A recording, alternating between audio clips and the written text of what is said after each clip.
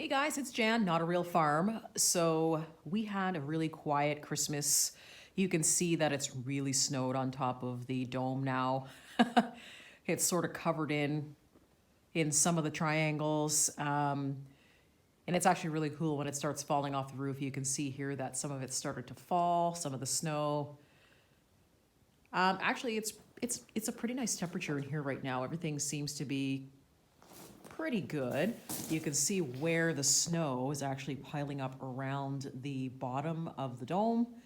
So everything right now inside here is pretty insulated. It's doing pretty good. So we are about to get hit with a snowstorm blizzard that is going to last about 3 days. It's beautiful out right now, but later it is going to be -40. And I believe in the conversion chart that I was looking at, I believe that's sort of the same temperature for you as well. So it's not going to be fun. So the next 3 days are going to be interesting. So we are just sort of preparing, got all my Dutch ovens that I need pulled out in case I need to use the wood stove in case the power goes out. But in this temperature, guys, so it's been, -36 Celsius, which is about -34 your temperature, I believe. Here are the blackberries. So I'm thinking they're going to survive with the leaves on pretty much the whole winter. If they can survive overnight in -40, which will happen this evening,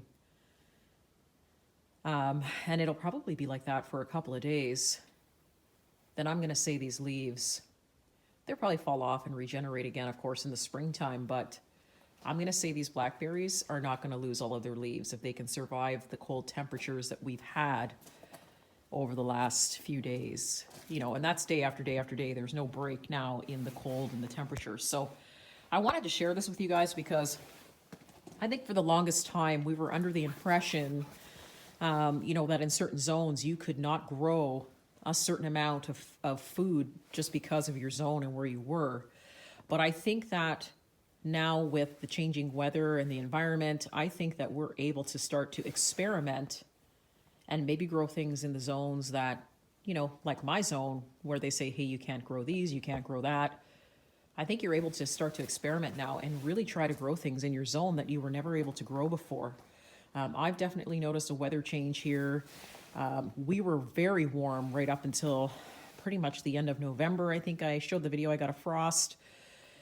That's really unusual here for the north. Normally we get our first frost at the end of August, and it didn't happen really until the end of November, where we got a hard frost. So the weather is changing.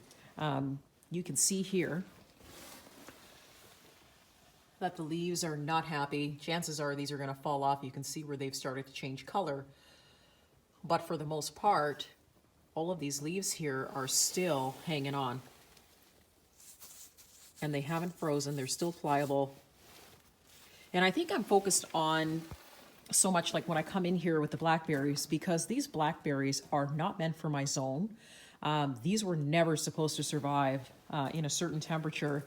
And yes, it is true that they are covered and they are protected, but again, this is not a heated greenhouse. So even though it may warm up in the day, at nighttime, it's still neck and neck with the temperature in terms of, the freezing temperatures. So this is pretty good. So I just want you to think about that, guys. Like when you're ordering seeds this year, if you have an opportunity to experiment with something, go ahead, try it, see what happens. We always follow the instructions on the back of the seed packet that we're supposed to do this and not supposed to do that. But you could even see that some of my earlier videos that I shot, I was able to grow several different varieties of certain things in some of the raised beds that aren't necessarily supposed to be together. So if that means that you can crowd more food, grow more food, just because you've experimented and you're trying to grow things all in one basket, do it. You're never going to know what you can grow, and you're never going to know how far you can take it unless you actually experiment and break the rules. And that's pretty much what I've done, I think, with these blackberries, is these are not for zone 3. They're only supposed to be for, I think, probably up to about zone 5. And anything after that is a no-go. So I do have blackberries outside. I checked on them. Of course, the leaves are all off.